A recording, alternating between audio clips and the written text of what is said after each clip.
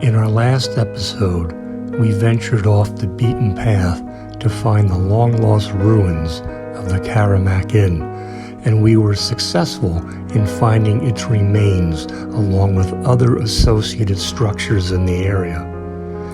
At the time of the recording, Old Mine Road to the north was closed, and so we had to make our way north on Route 209 on the Pennsylvania side, all the way up to the Dingman's Bridge, to then come down south into the area we wanted to visit next.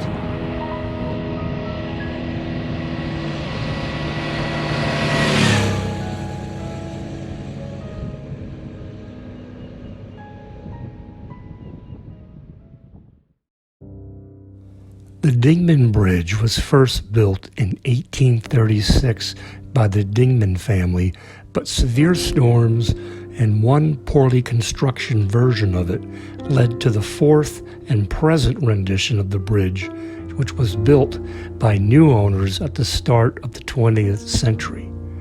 This bridge has withstood major floods from 1903, 1955, 2005, and 2006. Its span of 530 feet take you across the Delaware for a fee of $1 each way. It is the last privately owned bridge that crosses the Delaware River.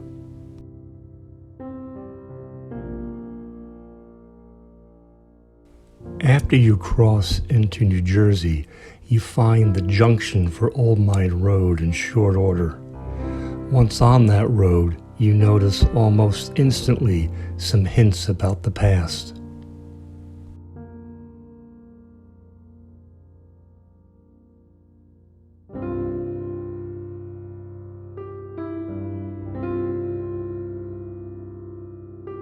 Not too much further down the road was a small stone house, and it seemed something worth stopping for.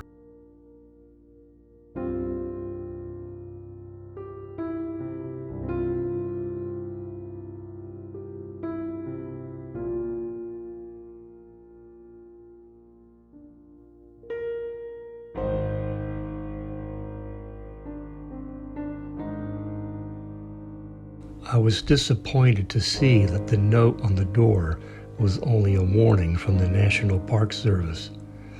Despite this place being maintained, there was no information I saw with an explanation of what this place was.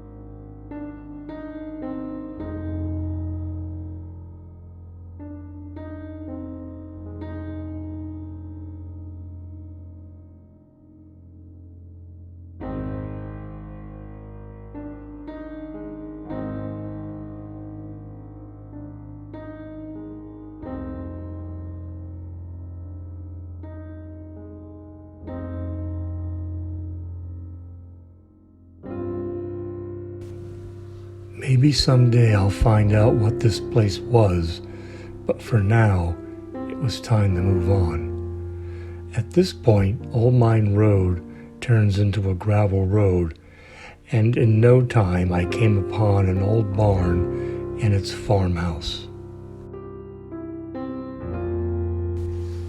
Like a lot of structures in this area, this place was mildly preserved, and like the stone house we just stopped at, it seemed worthy of another stop.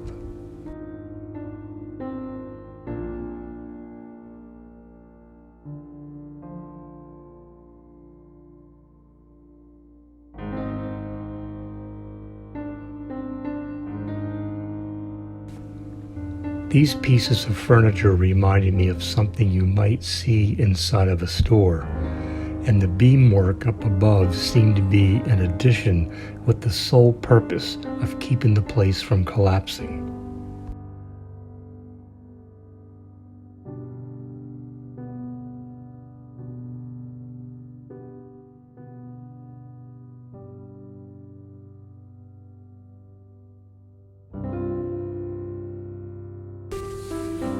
A walk around back and underneath revealed more support work to keep the place standing, and there were provisions for cattle left behind.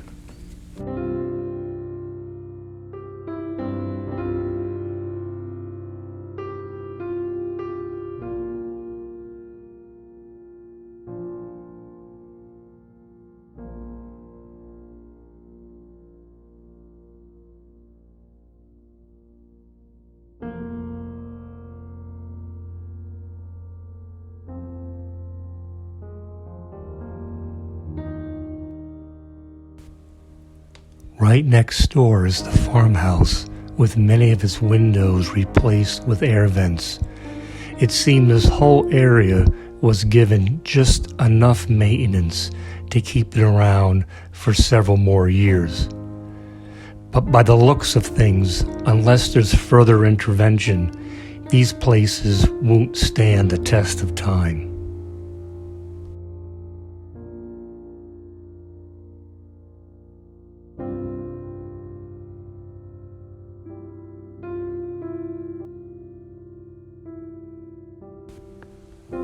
Further on up ahead was another place of history that was unfortunately unmarked. I knew I was going to encounter more of these places, so I'm going to have to leave places like this for a visit another time. At this point, I had to keep moving ahead. I knew the weather was going to turn against me soon. The map looked good in moving forward, but not too far down the road, it came to an end.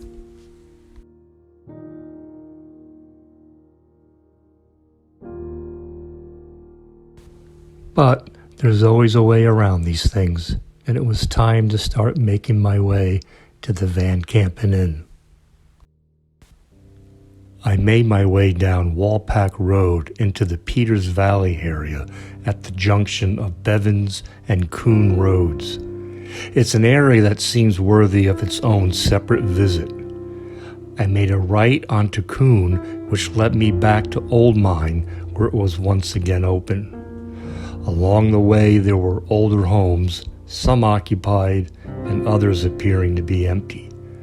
At this point, Old Mine becomes quite primitive, and eventually I came across this monument that made me break my promise to myself that I wasn't going to stop again until they reached the Campen Inn.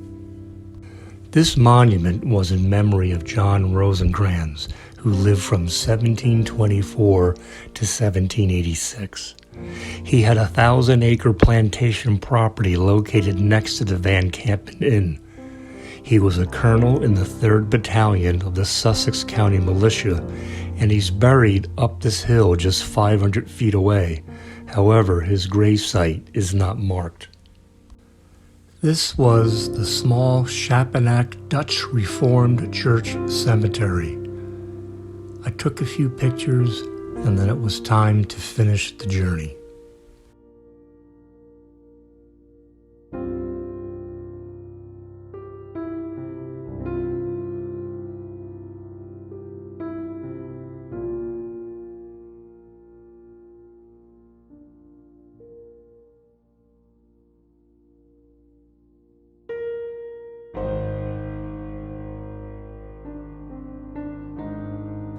The Campen Inn was built in 1750 and purchased by Isaac Van Campen in 1754.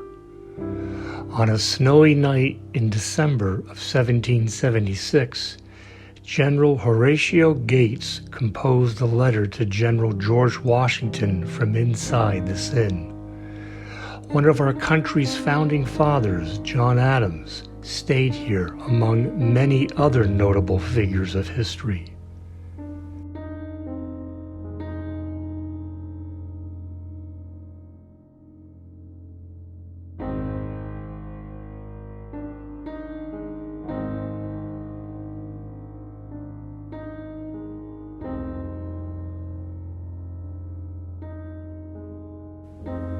As of June 30th of 2021, The inn is again open for tours after being closed due to COVID. I'll put the phone number in the description below to call the Walpack Historical Society to schedule a free tour.